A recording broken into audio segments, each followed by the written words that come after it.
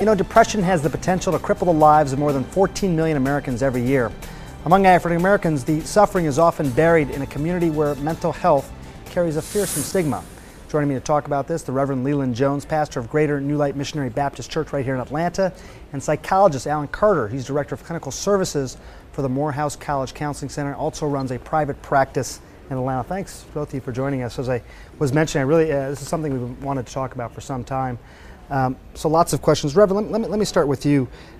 When you came home from Iraq, you told the story about how you were injured, you were walking with a walker, and then you had a pretty terrible personal crisis at home as well. Well, let's just say that a few days back home, I guess ultimately to put a short spin on it, I was faced with divorce. That wouldn't have been so bad if I hadn't already been injured and my mental capacity just to bounce back from the guy I used to be was already altered. And then the reality is, having pastored for 20 years, before I left, I actually resigned from my church because I didn't want them to have to bear the burden of waiting for me to come back and maybe not. And so therefore, my entire world was altered. I came back, didn't have a church to pastor, came back, physically couldn't run, came back, now I'm no longer wanted in the same capacity as being husband. So it took me through those dark spaces that basically I couldn't find a way to get out of. And I found myself having to go through the process of finding out if the VA could probably assist me with trying to get some answers because my thought process wasn't the way it should be, and I'm putting that mildly. And so that's when I found out, well, what depression is all about. I was sinking lower and lower, and it wasn't even a matter from a Christian perspective trying to doubt God. I just needed confirmation that he still loved me.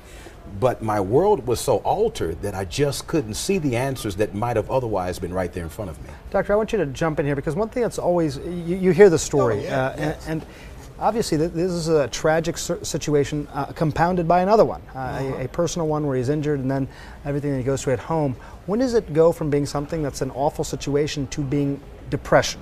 Well, like he said, you know, he had something called, this is the way I was, now I don't have it.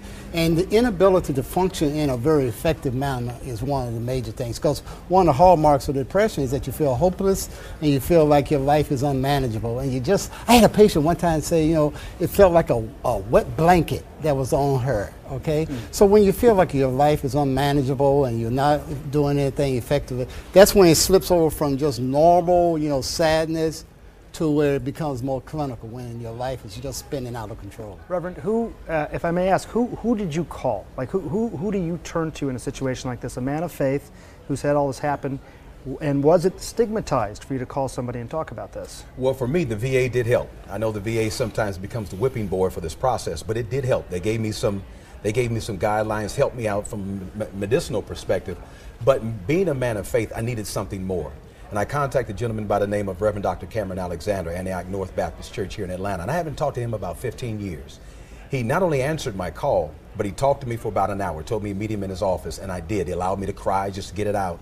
And he gave me that spiritual insight that got me back on track. And even to this day, that day was the transformative moment that said, you know what? He is watching.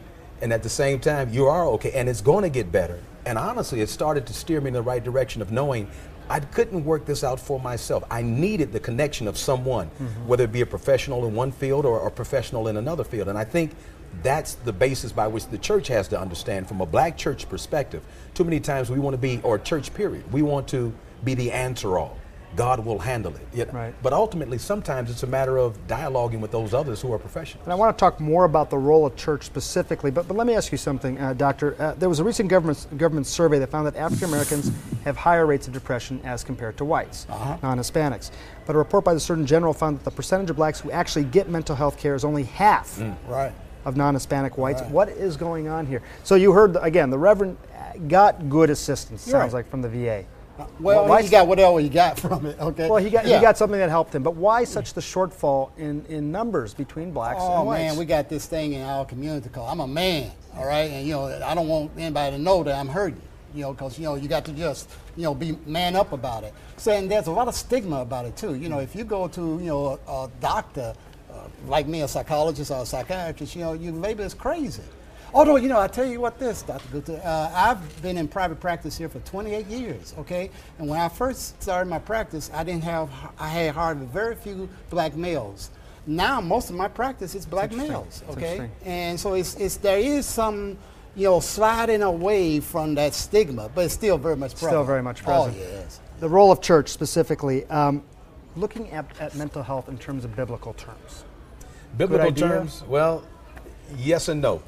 Primarily in the New Testament, when we look at mental health, we biblically stated what we generally look at is at the outline of the narrative notes that a person has a demon. There weren't the clinical diagnoses to go along with it. And when we start looking at it from that perspective, well, then of course it requires intervention to have to deal with those issues. But I think what we're looking at from a practical perspective is we're not looking at people with demons. We're looking at people who are going through a process that they need to break out of or to find some coping skills for those issues. And it's not a matter of saying you've got it and you can't deal anything with it other than to suffer. But it sometimes becomes a matter of simply saying, why don't we love you enough to listen to you first, find out what's going on, but then know we don't have the answers, and then to pivot to those professionals who just might. And let me ask you really quickly, just a few seconds left, when do they come see you? What is the sort of trigger point when they say, okay, now it is time to seek the help of someone like yourself? Well, when they find that, the resources that they have aren't helping them cope enough. The church can give them hope, but they have to have something called, depression is much deeper than that, and they have to have something called, I still don't understand what's going on. I prayed, I went to church, I did my tithing or whatever, and it still isn't working. Now they have to go, and as the church teaches, there's always something else available for you. And this is where they can go into something called, maybe there's something here I didn't see before that I can learn now. Great dialogue. Reverend, you look well. I'm glad to see you. Thanks so much for being on the show. Much better now than before, sir. Well, thank you, sir. Good to see you're smiling. Doctor, Okay, doctor. I hope we can continue the dialogue. It's an Sure, important it's one. good, Hopefully good we'll one. keep it going. Thanks so much to both of you. Thank you.